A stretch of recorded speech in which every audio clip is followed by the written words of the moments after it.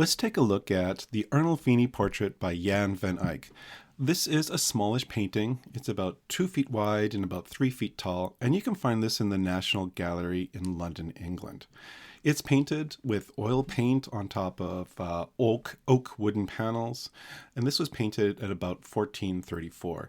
And this painting is loaded with symbolism.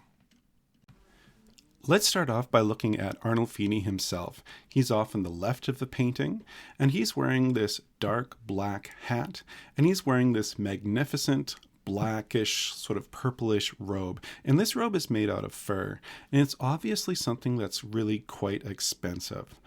He's wearing black socks, and you notice that he's not wearing shoes at the moment. If you look at his skin, you'll notice that he's very, very pale. He doesn't go outside much. In fact, you get the sense that he's a person who works in an office a great deal. And that actually tells you a little bit about what his actual job is. Arnolfini is a banker, and he's the representative of an Italian bank in the Netherlands. And one of the things that's noticeable about this time is that local police forces didn't really exist. And so if you lent money to somebody and they didn't pay you, you couldn't go to a court or police and say, help, this person has ripped me off. Instead, what you had to do was collect your money in different kind of ways. And so here's a person who, if you didn't pay them up, he would send people to your house to collect that money. I've had students in the past describe him as looking a little bit like a thug or a mob boss. And the reality is that he probably had little bits of that in him as part of his job. Over on the right, you have a young woman, and she's looking really quite humble. And she's also quite young. Look at the clothes that she's wearing, those. These are also really expensive clothes. That veil that she's wearing on the top, that has handmade lace in it. It would have been quite expensive. That green wool that her dress is made out of, that would have been very expensive as well. And if you look, the edges of the wool dress are done in fur. And so this is a person who obviously has a little bit of money. One of the things that everyone notices when they first look at this painting, though, is how her stomach is bulging out like that. And she's actually not pregnant. And that might seem weird to us, especially because of the way that she's holding her hand on her belly. This is something that you see all the time for women who are pregnant.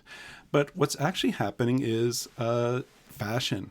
It was fashionable at the time to have a whole bunch of padding on your belly. It was sort of the thing, like just like 100 years ago in North America, people used to have bustles to make their butts look absolutely huge.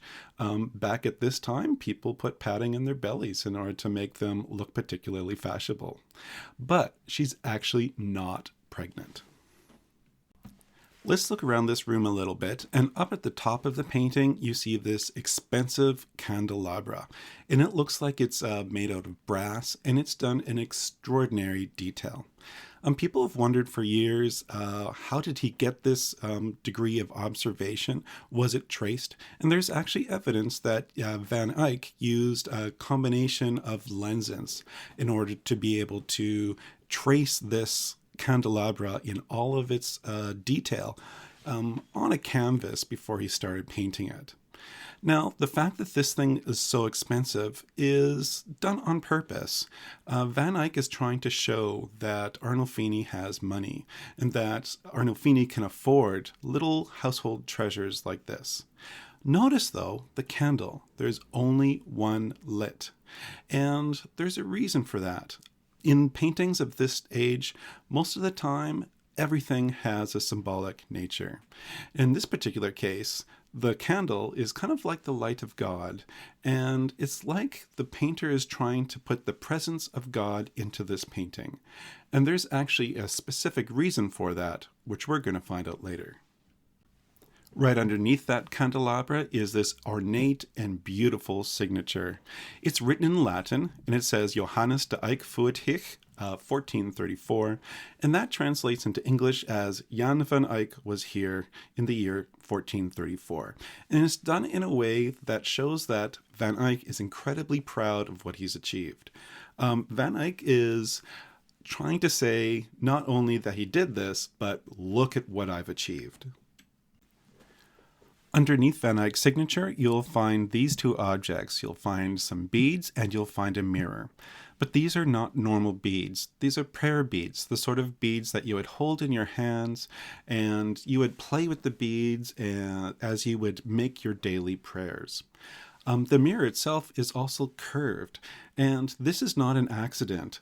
You see, there's this person named Alhazen, who is an Islamic scholar whose scientific research on optics was discovered by Europeans when they started invading Islamic Spain and going through the libraries of the cities that they took over.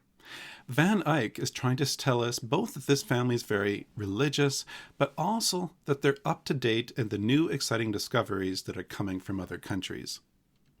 When you look closer at this mirror, you find a couple things.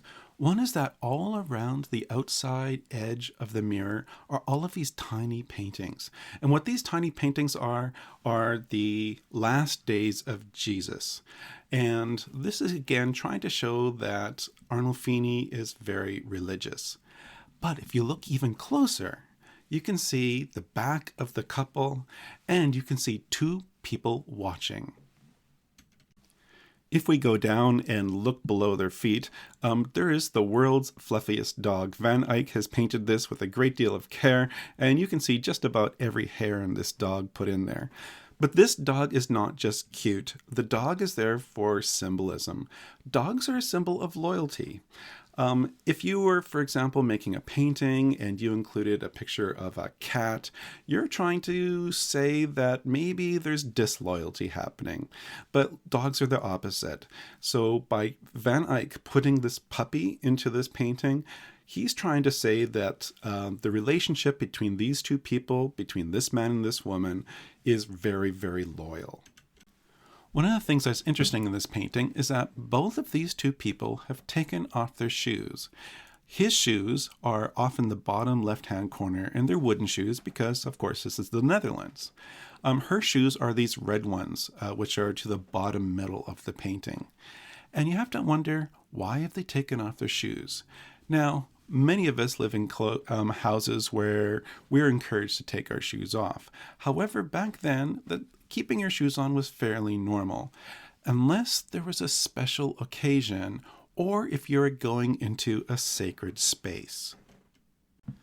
Which brings us to the body language. These two people are holding hands and he is raising his right hand, almost like he's taking an oath. And that's what leads a lot of people to believe that this is a painting about a wedding, that they're in the midst of their vows. The two people in the mirror are the witnesses of the wedding. All of the symbolism about loyalty and religious belief is making us feel that this is a painting that commemorates a solid and stable union. And this is where the symbolism in the painting starts to get pretty obvious. Behind her is a big, comfortable bed. And I think the symbolism there is pretty blatant. And I won't go into too much detail about that one.